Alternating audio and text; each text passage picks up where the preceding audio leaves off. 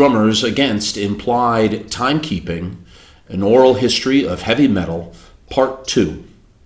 I want to continue on and just give you some background on some of the things that I had seen in the days of early metal in Los Angeles.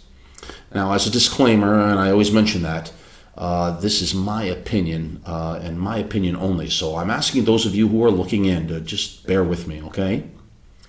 Now, continuing on, because when I look back 35, 36 years ago, some of the things that I had seen when metal was just starting out surprise me even now.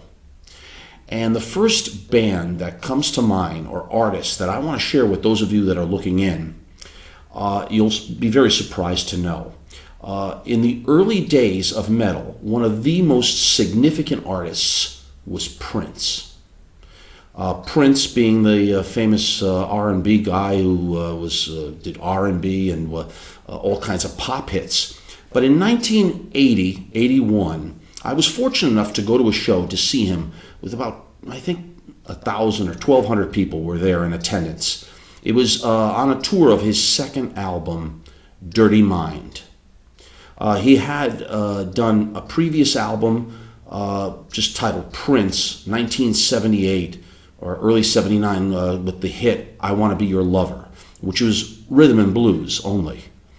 But by 1980, he was developing as an artist, and the show that I had seen him on, it was two guitars, bass, and drums with keyboards. But the keyboards were not prominent. The guitars were very prominent. They were heavy. He had several stacks, and it was Prince on guitar, and Dez, the other guitar player. Now, Prince is definitely an underrated guitar player.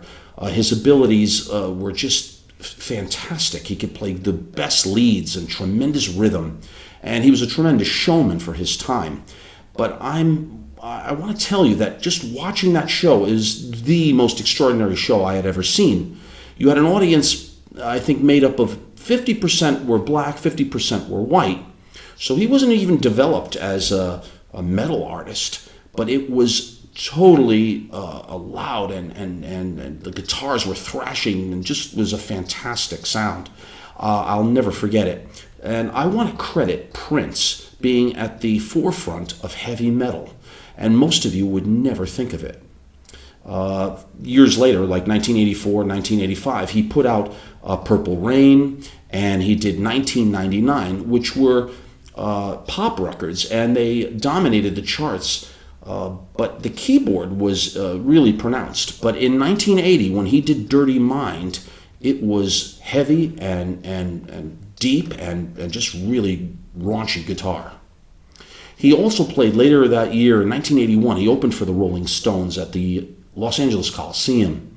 And I remember that show as well. And again, it was tremendous what he was doing, because he was really playing great leads, and it was, in my opinion, the earliest of heavy metal that you're going to get.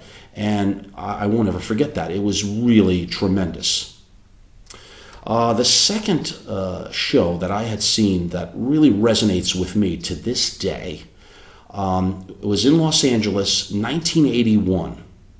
And it was a band out of Washington, D.C., Bad Brains. When Bad Brains came to Los Angeles in 1981, it was at a smaller venue. I think about 200 people were there. But it scared the shit out of me. The lead vocalist, HR, was just really bombastic. He'd be very quiet. They would do light dubs or reggae sounds. It was the first time that I had really been exposed to reggae in this way. But it was also really thrash metal. The album was Cracked in D.C. It was a yellow album they had put out. And that show was incredible. Dr. No was the guitarist, and he was a very underrated guitar player. He did a lot of unique things with pedals I had never heard before. But as a band, I think they are the first thrash metal band. And I want to give them credit. They were, of course, big and went on to really a legendary career.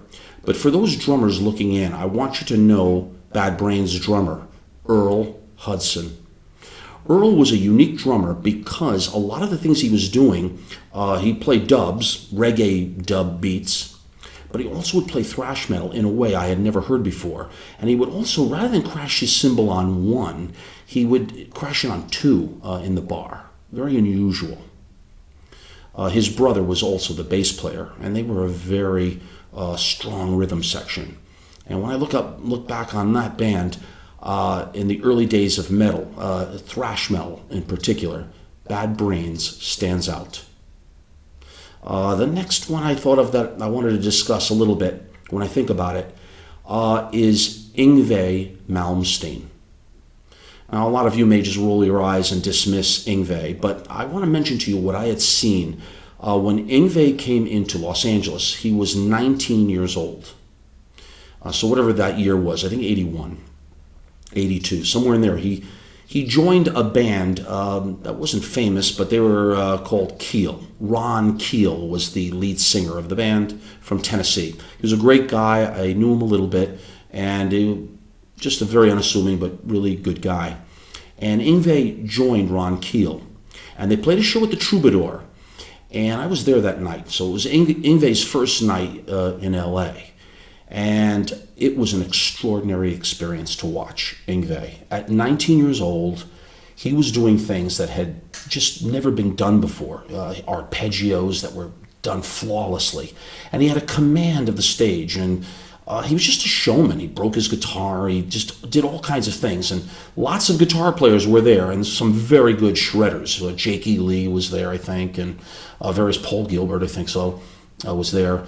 And just, he put on a show that I'll never forget, and he deserves credit because metal was in its infancy. Now, clearly he was taking Blackmore to a new height. He was playing in that style, maybe classical.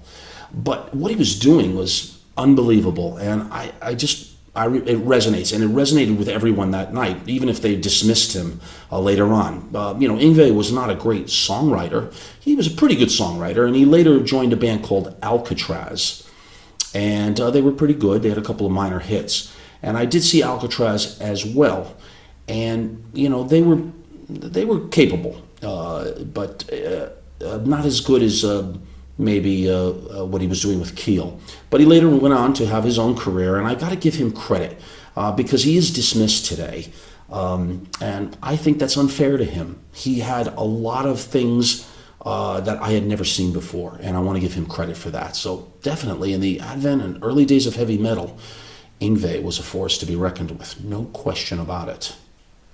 And the fourth one I'm thinking about that resonates with me today is Dio. Now, when Dio left Rainbow, he put together his own band, and he got Jimmy Bain on bass, and he got Vivian Campbell on guitar, and Vinny Appice on drums. Now, it was interesting. I was rehearsing at Sound City in Van Nuys, California, and I got the opportunity to hear Dio rehearse because we were rehearsing in the same building. And, at the time, it caught me that this guy, Vivian Campbell, was an extraordinary player.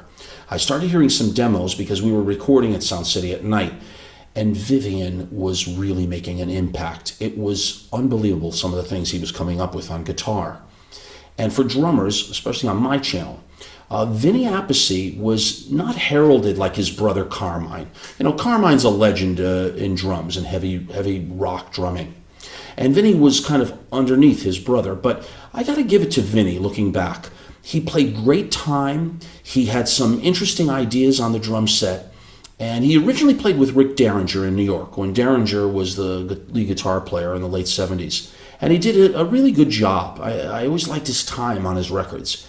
And when he joined Dio, I still listen to him, and I want to give him credit. He may not have had the greatest double bass chops because he played single pedal, but he came up with interesting ideas, and he was solid. He even did the Heaven and Hell tour when Dio joined Black Sabbath.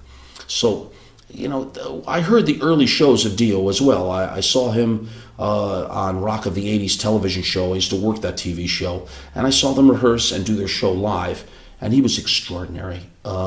Vivian on guitar resonates with me today like he did 36 years ago. And the same holds true for Vinny Appice. I just think that they were steady, and they were the songs were put together well. And so for heavy metal, to Dio's credit, he put together a band at that time that I think was never better. That was really a solid band, and they made good records, and they sounded good. So these are bands that I'm doing these videos because I'm looking back, and you wouldn't normally think. Prince at the advent of heavy metal, Bad Brains definitely, Yngwie definitely, and Dio's band with Vinny Appice and Vivian Campbell. They resonate with me today, and I want to share that with you because I'm being kind of looking back in a critical way at a lot of these artists and how they sound to me today as they did then, and they do hold up very well. If you have any questions on any of these things, please feel free to ask me always, either in the comments section or facebook.com/drummers against implied timekeeping.